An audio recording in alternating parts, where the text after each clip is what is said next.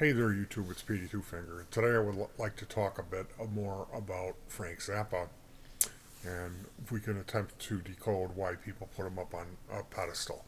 It seems to me, music people who are educated, meaning they've exposed themselves to a lot of music that's been released over the years, a lot of these informed people will have that guy way up on their list.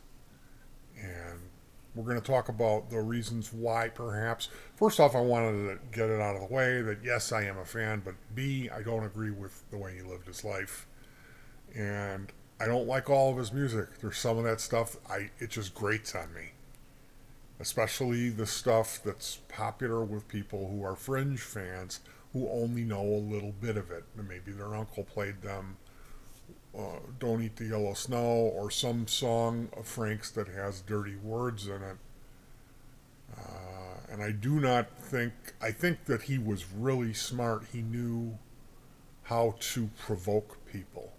He knew how to get a reaction out of people. That's where Frank was a master level player, manipulator of people, because he wrote about social stuff. He did social commentary in his music, and he was a harsh critic. And I think ultimately, if this guy, he was an incredible workaholic. He hired all these guys that were masters at their craft. Anybody who played in Zappa's band, as time went on, especially, were generally had been schooled, and they were classically trained musicians or jazz guys. Although you never could mention jazz. He hated it supposedly, and he mocked it all the time. So again, contradicted is what I'll say.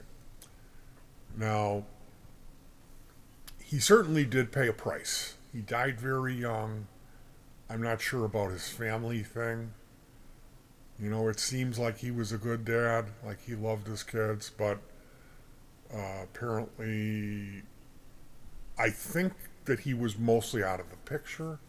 He was like a Santa Claus dad, and perhaps his the way that he chose to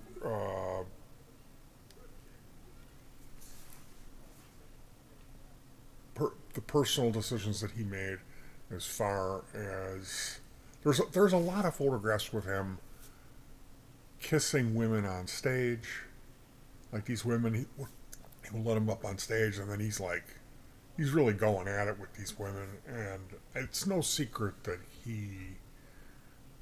they had an open marriage, and I think that ultimately that really played out poorly. It may have been okay for Frank, but when you see later on the effects, or just how his children have behaved, um, I would beg the question: was it worth it? Because I think in order to produce a family that is healthy, that you need the mother and the father in tandem, and that's the way that it works well, where the kids turn out to be loving, giving kids, where they don't go at each other's throats as soon as no one's watching. You know what I mean? So let's hop over and see what we can get.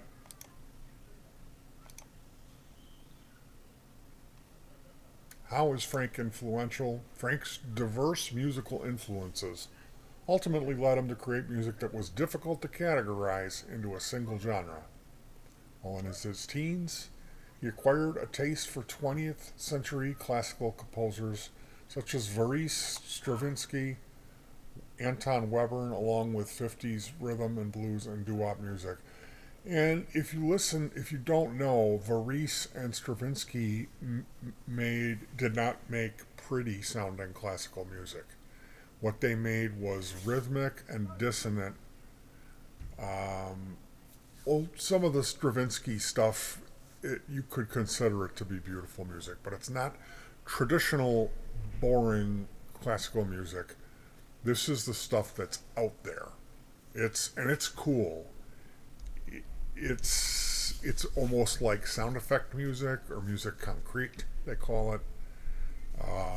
So yeah, he discovered that stuff when he was young, and that gave him the blueprint for what he did for the rest of his life. Now, the guy was we've got some really loud people in front of the house. But the guy was brilliant in the fact that he employed himself as a rock and roller. He hired all these guys who were great players and wrote this music for them. And they recorded all of that. And he would take the money that he made and turn it around into the next thing. So he was always touring. He was working really hard. He had a horrific life event early in his career when in Stockholm a guy came up, a crazed fan shoved him off of a 15-foot stage into the orchestra pit where he ended up breaking his leg. And at that point, that signaled the end of the first leg of his career, which was called the Mothers of Invention. They were supposed to just be called Frank Zappa and the Mothers. Now, the term Mothers is mother bleeper, and that's in jazz. If one jazz musician says, "Oh, that guy Esteban, he's a mother bleeper," and that is the highest compliment a jazz musician gives another musician, meaning that he's a talented player. The guy can really play. Now, the record company, the whole story behind how it even happened, an A&R guy came into a bar where they were playing, and they were playing a straight blues number, and they hired them off of that. And then when they got them in the studio, they started doing what they do, which is really weird. And the guy immediately got on the phone and called the record company and said, "We didn't sign a blues band."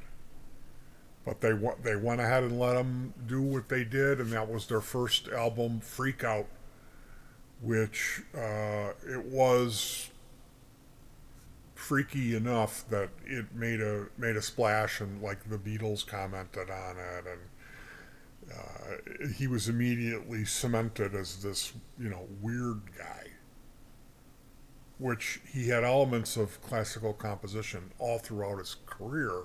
It's strong, you can hear it, up until because he was writing, he would write these really complicated parts, and he knew how to do that. He knew how to score.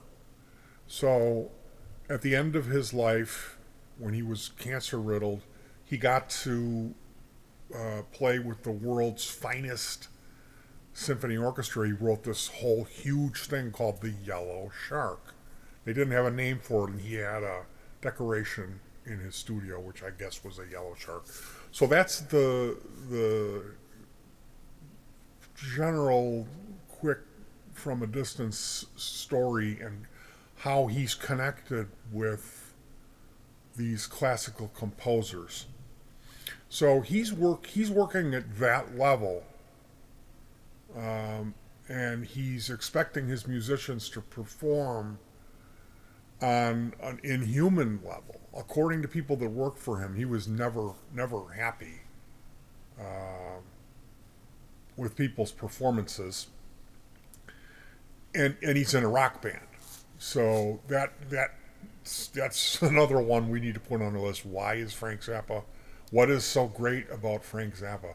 He is considered one of the most innovative and stylistically diverse musicians of his generation. Yeah, stylistically diverse.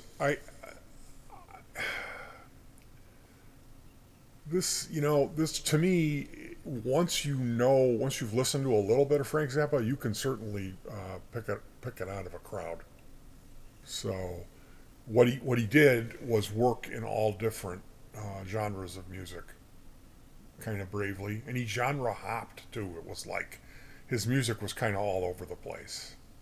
He was a self-taught composer and performer, And he had diverse musical influences that led him to create music that was sometimes difficult to categorize, which is true. That's definitely true. When I said genre hop, that means that he combined genres of music and making it difficult to categorize. Elsewhere in Lennon Remembers, John offered Zappa a bit of backhanded compliment.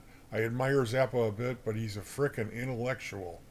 Out of context, that assessment might seem like a compliment, but earlier in the book, John said he didn't want intellectualism to invade rock music. And yes, he definitely was an intellectual. Is he considered a genius? During his lifetime, Frank was called many things by his admirers and critics alike: a musical genius, a brilliant satirist, a fearless iconoclast, a tireless innovator, a workaholic, a control freak, a puerile humorist, and a dictatorial band leader.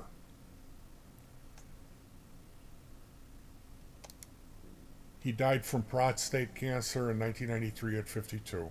He asked his wife to sell his master's recordings and get out of the music business because it was a nasty business. And then she later on, she passed in 2015, and then it's since then, his kids, specifically two of his kids, the two that have been given the power in the family. There was two that were given more power, have been kind of sitting back and just taking pot shots at particularly one kid. His son Dweezil has went on. He began as a kid. He was infatuated with Van Halen and learning how to play the guitar. He's buddies with Eddie Van Halen, and he had a band with his brother Ahmet, who has gone on to work for like Disney and different other like television things. Dweezil is now touring, making his father's music, which he spent years on that, and it's incredible. Like it's really something what Dweezil has done. He's a super talented kid. Frank, no one could play the guitar like Frank. When Frank played the guitar, it was really he became one with the instrument. But it was like unlike anything else you've ever seen. And I could say that about different guys, like Adrian Belew or Steve Vai, two great guitar masters who worked for Frank. But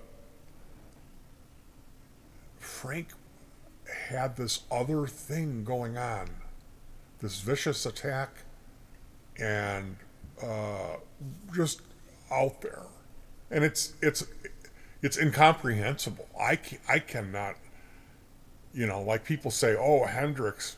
I think Frank Zappa blew Jimi Hendrix out of the water. That's just how I feel. Okay, that's how I feel. I think he was way better. Just his grasp of playing the instrument. Frank was better. Forgot all the songwriting and scoring, writing, really writing music. So, as it is of now, they've been fighting. The older brother, he did this holographic Zappa tour where they had a hologram that was supposedly terrible. He came out and was dancing. He does this crazy man dance. And I really think his life path would suit him to hook up with Ellen DeGeneres somehow. It's like that type of humor would serve Ahmet well. He was going after Dweezil, saying he couldn't use his own name, his God-given name. He couldn't use it to tour. And they wanted his t-shirt money, all this stuff. And like Dweezil has worked so hard to honor his father's music, and he goes out and plays these really respectful shows where he's up there like choking up and like crying on the stage talking about his dad and stuff. And it's different. It's a little different. It's more modern equipment, and it does sound a little different. It's not the exact thing, but I mean, you're never going to be able to duplicate. You know, it is what it is, and Dweezil has done an incredible job, and I'm really proud of him. As I'm not really a fan. I don't know that stuff. I've watched it on YouTube, but uh, I really admire Dweezil. I think he's the shining star of the family. I see a light in his eyes where he's not this sarcastic, bitter person like Frank really was. That's the dark side of it. He was constantly cheating on his wife, and I mean it looked that way for me. I don't know, but that's my opinion of it. And he constantly poked fun of people in his music. He tore everybody down and made fun of everyone's sexuality. But like, yeah, the reason he was doing that was because he was messed up with that stuff. He had a problem with that. People say, oh, he didn't do drugs and alcohol. Well, he did. He constantly drank coffee. It was a legal stimulant. And he was smoking cigarettes all the time. So, I mean, like chain smoke, like problem. And he died at 52 of cancer. So I wouldn't be surprised at all if there's all kinds of stuff that we don't know that he was doing speed or coke. I would guess like small doses of speed to take the edge off, so he could work. Because he was a workaholic. But I'm not here to crap on the guy. He had a really super interesting life where he ended up getting involved in politics, where he went over to some, forgive me for not knowing, Bosnia or Poland, some Eastern European countries where they basically worshipped him. And he ended up becoming involved in politics. And he was like a ambassador to the United States to these countries, and then they basically shot him down. I think he was threatened, and he got out of it. Then he got involved in that PMRC, which was Tipper Gore's wife or whoever. These women, they wanted to put what they ended up doing, they were trying to ban rock and roll, so extreme elements in rock and roll, and there were some people out there that were pushing the envelope of filth, like Blackie Lawless and Frank. So he ended up speaking in Congress, I think, and put his suit on and came off with his Intelligent Man Act, and we ended up with the warning labels that are on records, the parental warnings. And then he got sick, but he was doing things like doing ads on television to get kids to vote. He was definitely lining himself up for a career in politics. That's what I feel. I think that's what was going on, is he was going to try to become an American politician, but that thing happened, and he like skyrocketed, like automatically became involved. He was an ambassador. And then somebody came at him and told him, "Look, this isn't how you play the game. This isn't an open field playground. You have to come in and do it our way." And he was preparing himself to do it properly, and then he got sick. So the legacy that he's left behind, I didn't really talk about it much, but he hired all these top players and really whipped them. He demanded them to rise above where they would play comfortably. So there's these existing recordings, and then those guys went on to go out into the business and work with other musicians and do solo projects. And in interviews, they're constantly being asked about Frank because he died young. And he was such a brilliant guy and a great speaker. Again, like I said, if he could have, like, let's say he would have ended up being a preacher, he would have been excellent. And I believe he would have lived a much longer life, which that's the sad thing. Where we gained this incredible wild music, albeit some of it's kind of perverted, but when you understand that where he's coming from is it's like he puts himself in this first person thing and sings this song from this perspective of this person who might maybe a pedophile. So when you understand, he he's disparaging that. He's throwing shade on these types of lifestyle choices. That he really was a straight edge guy, or that's how he wanted himself to be perceived as, you know. But where Frank Zappa failed himself, and this is my opinion, is with his family. He just needed to have that balance. He shouldn't have been sleeping around with all those groupies because it drove his wife crazy. And he needed to be there for his kids. But he's certainly one of the most interesting characters in rock and roll. His music, his catalog of music is incredible. It really is up at the top. And due to the fact that he had all these great musicians that he had in his stable, and how they went out and talked about what a crazy taskmaster he was and how hard he whipped them, Frank Zappa has become a legendary genius. And I would say that he was. I don't agree with all of his stuff. And the other problem with it is that he worked like he was on fire. So he's got a huge. He didn't sit there and, okay, I'm going to really work on this thing. He did that once with an album called Thingfish, which is polarizing. People didn't like it. And it was because, I think it was because there was too much sex stuff in it with the filth was the problem. Other than that, the story of Thingfish is that the government whips up a virus and tests it on these prisoners. And this virus is supposed to only kill African Americans, highly rhythmic individuals, and fagnets, or homosexuals. So this is telling the story of how they, or the CIA developed the AIDS virus. And it's really something. Thingfish is incredible, but